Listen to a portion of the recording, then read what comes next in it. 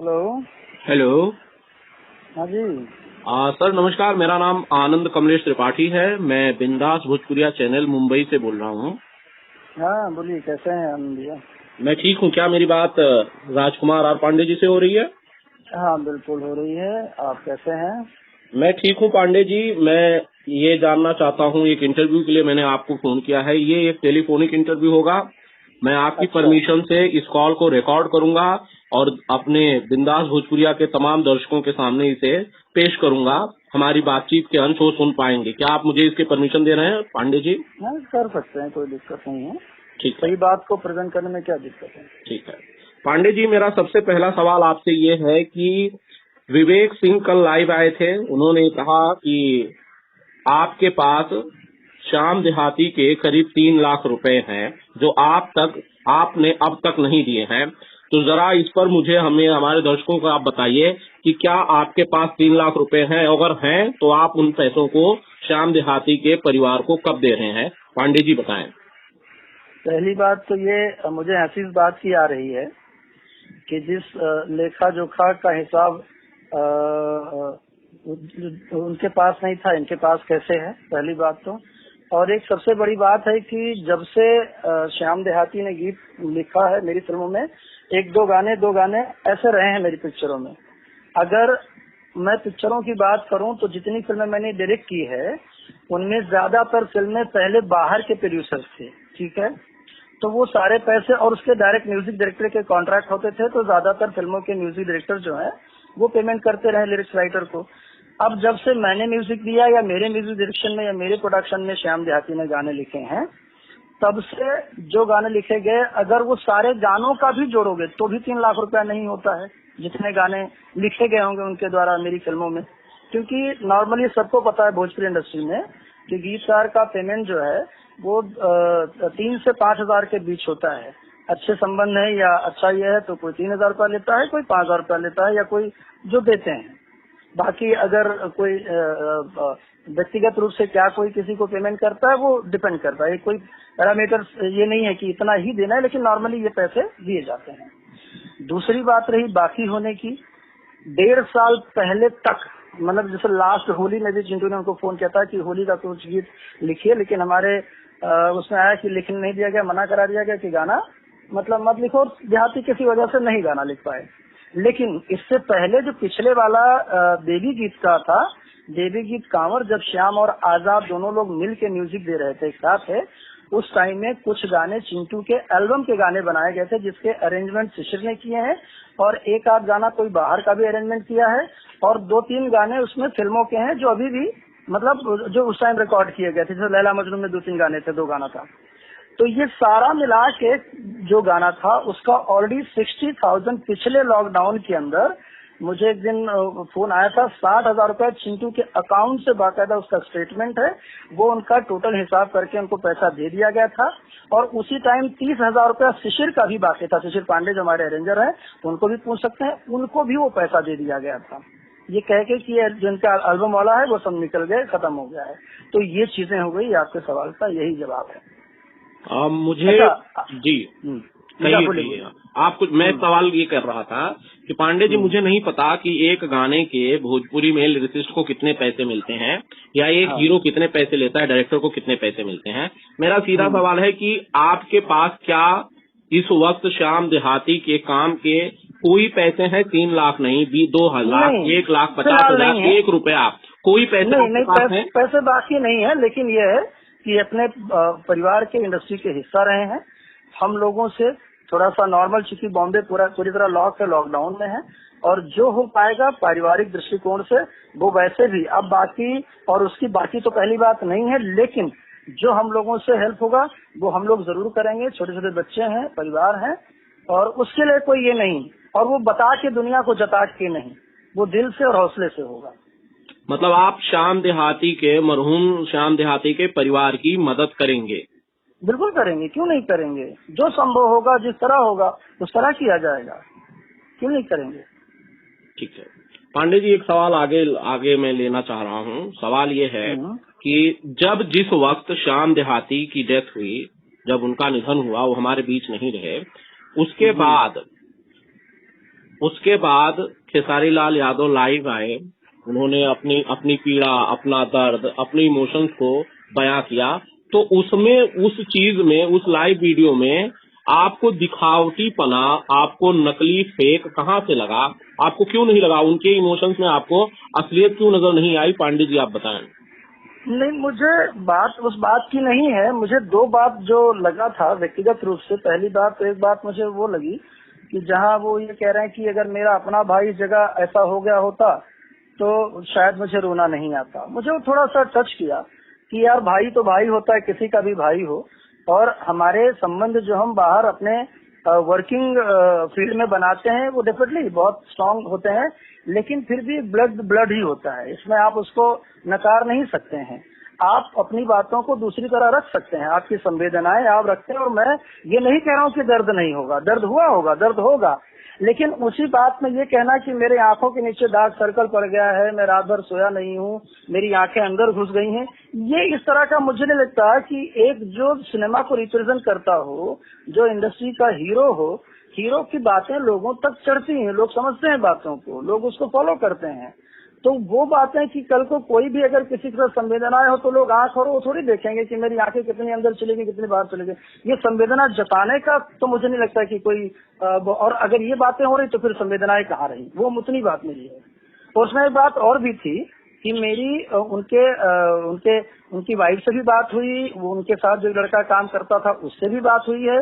श्याम देहाती के बारे में इन सबको इन्फॉर्मेशन था, उन्होंने खुद बोला कल के अपने लाइव में भी कि हम लोगों को पता थी, हम लोग कोशिश किए, जबकि उनको जहाँ तक मुझे पता है, जहाँ तक श्याम देहाती के साथ जो लड़का रहता था, वो लड़का बताया कि सर शनिवार को जब तबीयत बिगड़ी तो विनय बिहारी जी ने बेतिया में कहीं किसी अस्पताल में बेड का अरेंजमेंट कराया था, और उसके बाद जब दोबारा ज्यादा तबीयत खराब हुई तब ये लोग गोरखपुर के लिए गए। जो मुझे बात मालूम थी, उस बातों पर मुझे लगा कि जब इतने आप लोग परेशान थे, और मुझे भी दुख इस बात का रहा है, दुख रहा है कि एक भोला भाला सा इंसान, एक राइटर जितना सबके लिए वो उसकी लाइकिंग थी, किसी से मैंने नहीं देखा कि कभी श्याम देहाती का कोई झगड़ा बखेड़ा है, किसी के बारे में उल्टा कभी कुछ बोला हो। तो दर्द सबको रहा है, पूरी इंडस्ट्री को दर्द रहा है, सबके लिए गाने लिखे हैं, सबके साथ उसके अच्छे संबंध रहे हैं, सारे संबंध रहे हैं। तो हमें भी कष्ट रहा कि यार कहीं ऐसा तो नहीं हो। फिर बोला गया कि इसको फोन किया, कहीं तो नहीं कि इस झमेले में उसको कोई चीज मिल भी नहीं पाई, और एक आदमी तो हमारे बीच से फाइनली चला ही गया ना। हाँ, ये भी मैं समझता हूँ कि पैंडेमिक सिचुएशन है, इस सिचुएशन में बड़े बड़ों को बेड मिल पाना, ऑक्सीजन मिल पाना बहुत मुश्किल का काम है। अगर नहीं भी हो पाया तो भी उसको बताने की, जताने की, फिर उससे क्रेडिट लेने की क्या जरूरत है। मेरा इतना ही बात था कि नहीं कर पाए, मान लीजिए अगर किसी वजह से फोन किए नहीं भी हुआ होगा तो क्रेडिट क्यों लिया गया। और अगर उन्होंने, उनकी वाइफ ने भी बोला, उसने भी बोला, क्या नाम है लड़के ने, कि सर प्राइवेट बेड भी हमने कहा कि कहीं पटना में दिला दो, लेकिन बोले नहीं है बेड, नहीं हो पाया। इतने पर मेरी बात है। मैं इसमें सवाल मेरा ये है पांडे जी कि श्याम देहाती के जाने का जो नुकसान है, क्या वो खेसारी लाल यादव को नहीं है?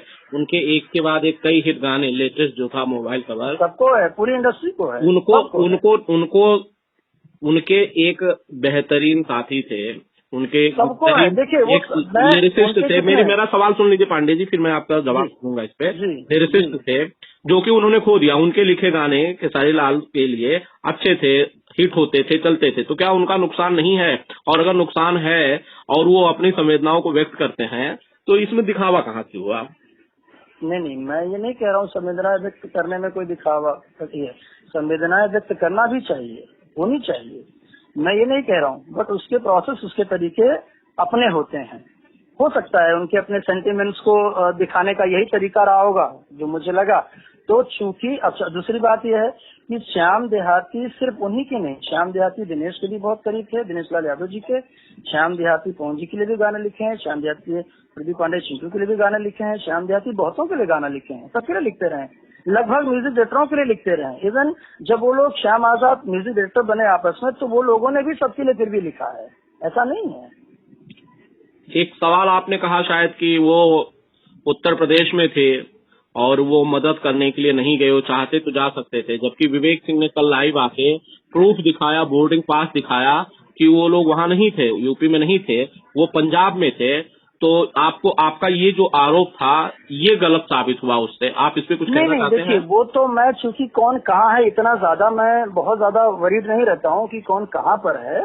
और जब ये बातें मालूम पड़ी, जब बातें आई, जब उनके लाइव को ही देखने के बाद कि रात भर जागे हम लोग परेशान भी रहे, और अगर पैसे से बचाना होता तो हम बचा लेते, लेकिन अपने भाई को खुद। तो मुझे लगा कि जब वहीं पर थे लोग, जब जाग रहे थे, या मान लीजिए और ये पता था कि शायद बनारस में लोगों की शूटिंग चल रही है, वो कोई एल्बम की, जहाँ तक चूंकि न्यूज में आता रहता है, तो हमको लगा जब वहीं आसपास थे, और इस दौरान सबको पता है कि कोई बाहर ज्यादा तो जाएगा नहीं, क्योंकि कोरोना में बहुत सारी प्रतिबंधिताएं हैं, बहुत सारी चीजें हैं, तो हमको भी है कि बिहार यूपी के अलावा अगर वो दोनों आसपास में बॉर्डर में है, कोई दोनों में बटा तो है नहीं, तो हमको भी लगा कि जब आसपास थे तो क्यों नहीं हो पाए। हाँ, ये बातें अगर वो वहाँ थे और उन्होंने अब कहा कि थे तो अच्छी बात है, इसमें कहाँ कोई मना कर रहा है।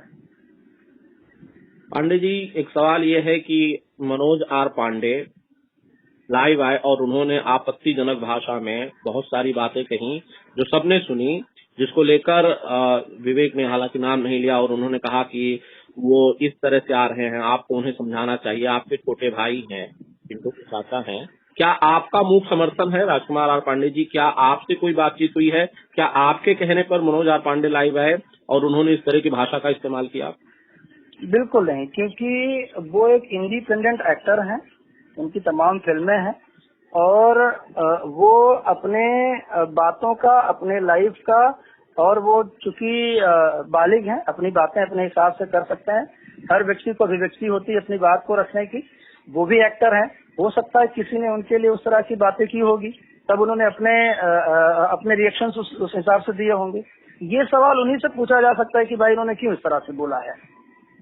उससे हमको क्या, मैं लोगों को क्यों कहूंगा? हर आदमी क्या अपने घर परिवार, भाई या किसी दोस्त यार को बोलता है। अगर बोलना होता तो मुझे बहुत लोग फोन करते रहे कि भैया बताइए कि आपको इस तरह से कौन बोलता है। मैंने आपसे कभी नहीं बोला, क्योंकि मैं कभी नहीं चाहता हूँ। सच्चाई तो यह है कि मैं बिल्कुल इस लाइव वगैरह से मुझे बहुत चिढ़ है, मैं नहीं चाहता हूँ, क्योंकि बार बार एक बातों को लेकर आपने अगर देखा होगा इतने सालों में कभी चिंटू लाइव आकर किसी के बारे में कभी नहीं बोले। इंटरव्यू के दौरान एक बार पूछा गया तो उन्होंने अपनी बातें रखी, और अपनी बातें रखने का शर्त होता है।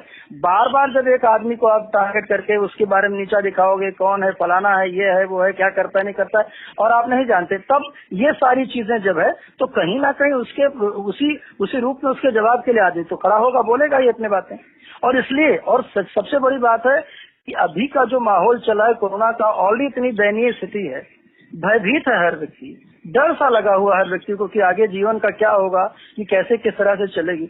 उस परिस्थिति में भी एक इंडस्ट्री जहां हम लोग माली हालत, जहां हम लोग फाइनेंशियली इतने क्राइसिस में हैं, जहां हर प्रोड्यूसर कहीं ना कहीं अपनी फिल्मों को लेकर बैठा हुआ अपने घर में अपना कलेजा पकड़ के परेशान है, हर डायरेक्टर, हर टेक्नीशियन, हर एक्टर, लगभग एक्टर जो है वो परेशान है। अब इस परिस्थिति में भी अगर इस तरह की चीजें हो, इस तरह माइंड ऑलरेडी कहीं ना कहीं डिस्टर्ब है एक बीमारी को लेकर, एक वायरस को लेकर, उसमें इस तरह की हर बात को ना कोई टीका टप्पड़िया हो, लोगों का डायरेक्ट इनडायरेक्टली थ्रेटनिंग हो, वीडियो पर लोग यहाँ तक की गालियां दे रहे हैं, तो ये सारी चीजें कहीं ना कहीं और आदमी की जो है वो मानसिकता को और तोड़ती है, और कहीं ना कहीं आपके मनोबल को तोड़ती है। ये चीजें होती हैं।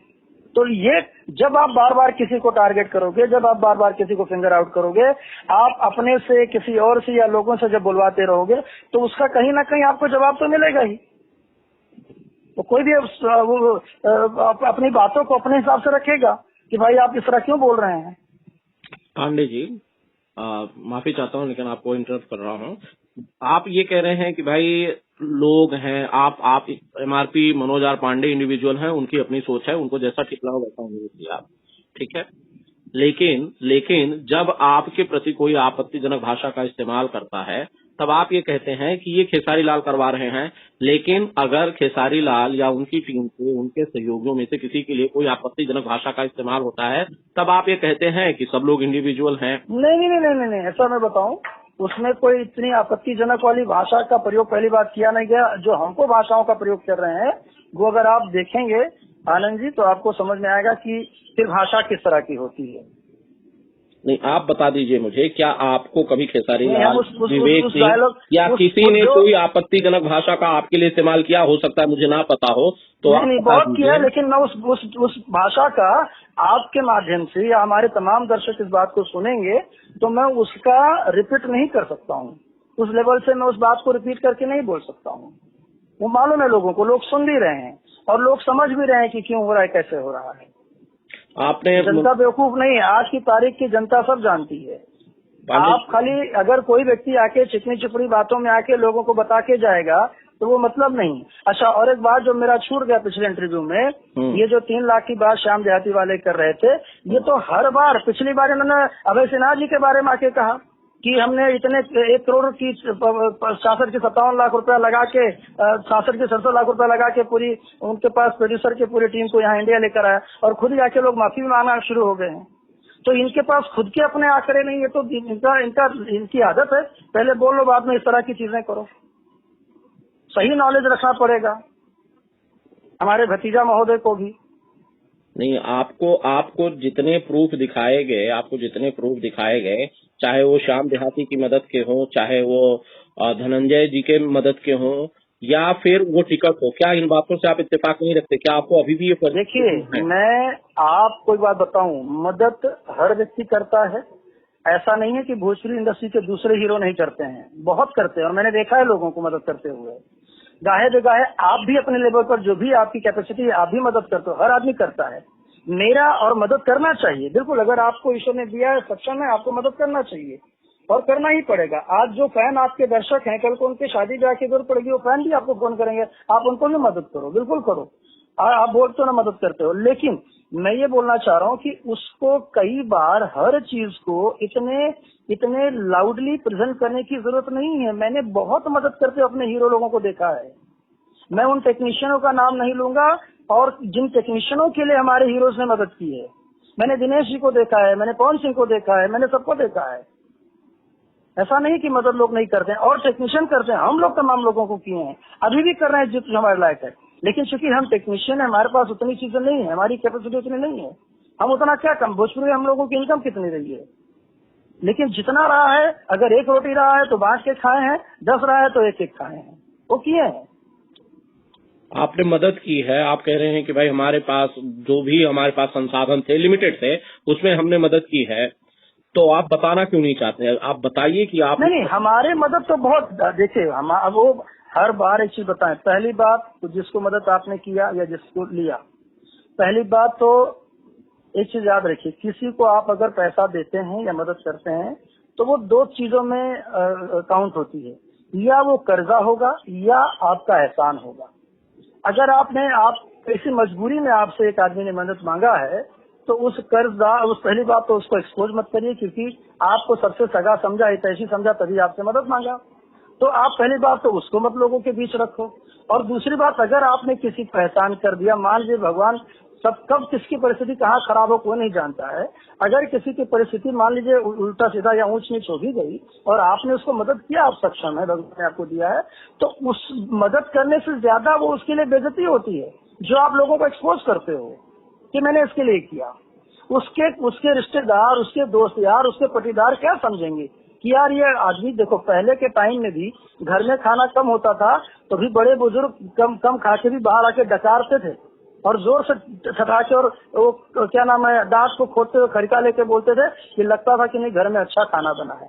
हमारी तो परंपरा रही हमारे भोजपुरियों की, हमारे कल्चर की, यूपी बिहार की, कि अगर घर में कम भी है तो हम उसको छुपा के बाहर दिखाए हैं। उस कंडीशन में अगर हम एक चीजों को बताते फिरेंगे कि मैंने इसके लिए किया, मैंने, कौन नहीं करता है। लड़की की शादी हो, घर बनाना हो, बीमारी हो या कोई ऐसी चीजें हो, इसमें तमाम लोग करते हैं।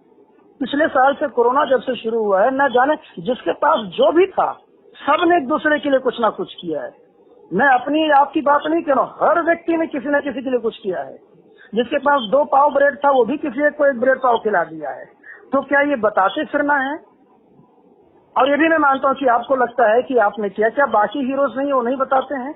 लेकिन ये है, मैं कहता हूँ आप करिए, बिल्कुल करिए, सक्षम है। और ये नेचर का देन है, याद रखिए, नेचर जो आपको दिया है आपको उसको लौटाना ही पड़ेगा। अगर आप नहीं देंगे तो नेचर आपसे छीन लेगा।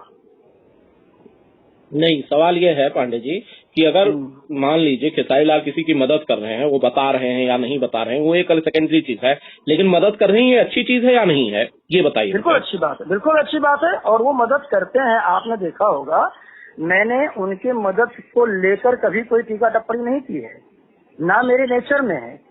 जब कई बार उन्होंने बहुत सारी बातों को लेकर हर बार ये बार बार बोलना कि मेरे बाद किसी की फिल्में नहीं चलती हैं, मैं सिनेमा हॉल को भरता हूँ, मैं ये करता हूँ, ये सब जब बोलना होता है, आपको लगता है कि क्या दूसरे हीरो को नहीं लगता है? क्या बाकी लोग हंसते नहीं इन बातों से? नए लड़कों के मनोबल को बढ़ाने के बजाय जो नए लोग अपनी सोच को लेकर जो संघर्षरत हैं, जो संघर्ष कर रहे हैं कि मैं आगे आऊंगा, आप एक क्षण में उनके क्या नाम है मनोबल को तोड़ देते हैं, ये कह के कि मेरे बाद कोई चल नहीं सकता, मेरे बाद कोई चलता नहीं है। सर, ये आरोप तो आप पर भी है। कल ही विवेक सिंह ने कहा कि आप ये कह रहे हैं कि जब से आपने 3 साल से इंडस्ट्री से ब्रेक लिया, आप इंडस्ट्री में नहीं है, जब से एक्टिव नहीं है, तब से अच्छी फिल्में नहीं बन रही हैं, अच्छी फिल्में दर्शकों को मिल नहीं रही हैं। मैंने अच्छी फिल्मों की बात नहीं की, वो बिल्कुल मेरे हाउस में देखिए। मैंने अच्छी तो और अच्छी फिल्में, बहुत अच्छी फिल्में बन रही है आजकल, और मैं तारीफ करता हूँ। लेकिन आप खुद 3 साल की इंडस्ट्री का आकलन देख लीजिए, वो खुद उठा के देख लें उसके 3 साल पहले की फिल्मों का, उनके कलेक्शन देख लें, और कुछ फिल्मों का जो नाम ले रहे थे वो इन 3 साल के अंदर की फिल्में ही नहीं, 3 साल के पहले की फिल्में हैं। संघर्ष 3 साल के पहले की फिल्म नहीं है सर? नहीं, संघर्ष तो नहीं है, मैं उसकी बात ही नहीं कर रहा हूँ, उसके पहले की। अभी उन्होंने फिल्म का नाम लिया आई मिलन की रात। देखिए, वो जो बातें हैं, एक बात बताऊं आपको, वो सवाल और वो जवाब, किसका क्या कलेक्शन है, बेटर है अगर बहुत ज्यादा है डायरेक्ट डिबेट करवा लीजिए आप उन प्रोड्यूसरों के साथ। मेरा सवाल ये है पांडे जी, मेरा सवाल ये है आपकी ऐसी बातों से जब आप ऐसे कहते हैं तो क्या नए लोगों का सब मनोबल नहीं टूटता है? नहीं, क्यों टूटना? मैंने ऐसी कोई बातें नहीं की जिसमें नए लोगों का ये टूटे। मैंने तो ये कहा, मैंने नहीं कहा कि आगे लोग नहीं कर पाएंगे या इसके बाद लोग चलते नहीं है, हमने बात नहीं कही है। मैंने सिर्फ अपनी बात कही है, और इस 3 सालों के अंदर का आकलन देखिए आप, उसके पहले की आकलन देखिए। मैं कहता रहा हूँ कि आप देखिए। मेरा जाने से पहले एक सवाल है पांडे जी, आपने एक FIR लॉन्च कराई है खेसारी लाल यादव के खिलाफ। आपने ये शायद कहा कि कुछ ऐसी चीजें हैं आपके पास जो आप जानबूझ के नहीं दे रहे हैं पुलिस को या फिर जांच एजेंसियों को नहीं दे रहे हैं, क्योंकि उसके बाद शायद इन लोगों की मुश्किलात और बढ़ जाएंगे। विवेक ने आपको चैलेंज किया, कहा कि भाई आप जो भी है आपके पास सबूत तो सौंपिए और हम लोगों को जेल भेजाइए। तो क्या आप जेल भिजवाने की तैयारी करेंगे? खेसारी लाल यादव को, उनकी टीम के लोगों को जेल भिजवाएंगे? पहली बात तो जिनका नाम आप ले रहे हैं, जिन्होंने कहा है, उनका नाम भी नहीं है उसके अंदर, और उन्होंने हमारे लिए ऐसी कोई बात नहीं की है, तो मैं उनके बारे में क्यों ऐसा कहूंगा जिनको बोल रहे हैं। और रही बात उन्हीं के चैलेंज की, तो डेफिनेटली वो समय और परिस्थिति बताएगी, वो कानून बताएगा कि जिसने मेरे साथ क्या किया है वो मैं जरूर दूंगा, उसमें कहीं कोई दो राय नहीं है। और अब तक इसलिए मैंने भी रखा था कि हो सकता है चीजें जो है थोड़ी सी लोगों के समझ में आए, और अभी भी मानवता और उदारता और एक दूसरे के प्रति लगाव हो, और अभी भी इंडस्ट्री जो है वो कहीं ना कहीं एकत्रित और इकट्ठा हो और एकजुट हो। तो अगर लगता है लोगों को कि नहीं इसमें अगर बहुत खुशी मिलनी है कि मुझे वो चीजें देनी, बिल्कुल दूंगा। मैंने FIR किया इसलिए कि मैं दूं और दूंगा, क्यों नहीं दूंगा। आपको भी ये लग रहा है कि अब शायद कोई समझौते वाला जो फेज था, आपको जो लग रहा था कि भाई कुछ ठीक हो जाएगा, कुछ बात बन जाएगी, वो गुजर चुका है? और मैं एक बात और बताऊं, और मैंने ये सब जब हुआ है उससे पहले खुद इन्हीं हमारे भतीजा जी को कॉल किया था कि बैठ के अगर कोई दिक्कत है बैठो, क्या परेशानी आप बताओ, अगर ऐसी कोई बात है तो मुझे बताओ। तब मेरे सुनने में आया कि नहीं, अगर हम लोग बैठ जाएंगे, बातें हो जाएगी तो हमारी TRP कम हो जाएगी, हमारा विवाद नहीं होगा, तो हमारे ये कैसे चलेंगे, ये रहने दो, ये इसको खत्म नहीं करना है। तो जब ये सोच अगर कोई मन में रखा हो, जब कोई बैठना, मैं तो बोलता हूँ आज बैठो, मैं बोलता हूँ पब्लिकली बैठो, क्या प्रॉब्लम है बताओ। मुझे बिल्कुल नहीं अच्छा लगता है कि जिन लोगों के लिए मैंने काम किया है, जिनके मुस्कुराते हुए चेहरे को मैंने अपने कैमरे में कैद किया है, जिनको डायरेक्शन दिया है, जिनके लिए फाइनेंशियली अपने आप को जोड़ा है, मुझे खुद नहीं अच्छा लगता कि मुझे बोलना पड़े। और सबसे बड़ी बात यह है कि पर्टिकुलर एक आदमी क्या बोलता है मुझे या मैं उसको क्या बोलता हूँ, वो दूर की बातें है। उसके थ्रू एक आदमी जिसकी कोई स्टैंडिंग नहीं बनती है, जो कहीं खड़े होने के लायक नहीं है, वो आदमी फोन उठा के और गालियां और धमकियां देता है, तब बुरा लगता है। पांडे जी, मैं ये जाने से पहले उम्मीद करूंगा कि वक्त के साथ आप लोगों के बीच के जो भी मतभेद हैं वो दूर हो जाएंगे और पूरी इंडस्ट्री एक बार फिर से एक हो जाएगी। मैं एक बात आनंद भैया बहुत क्लियर करूंगा, कोई मतभेद नहीं है। मैं आपको अभी भी बोल रहा हूँ, मैं उतना ही प्रेम करता हूँ अपने हर कलाकार से, मैं उतना ही प्रेम करता हूँ अपने हर टेक्नीशियन से, आप सबसे और अपनी जनता से, सबसे। मैं कोई हमारा खेती या कोई जमीन जायदाद का ये नहीं है, लेकिन मैं इतना बार बार कहता हूँ सम्मान तो देना पड़ेगा, और सम्मान दोगे तो आपको सम्मान जरूर मिलेगा। सम्मान सब करेंगे, और मैं भी चाहता हूँ ये पीसफुल इंडस्ट्री रहे। और वही कारण है कि शायद मैंने बाकी चीजों को इतना ज्यादा एनलार्ज करके नहीं शो किया अभी अपने उसके अंदर, यही कारण है। बहुत बहुत शुक्रिया पांडे जी सारी बातचीत के लिए। Thank you so much sir, बहुत बहुत शुक्रिया। बहुत बहुत धन्यवाद, थैंक यू। और सब केयर रखें, अपना ध्यान रखें भाई। शुक्रिया पांडे जी।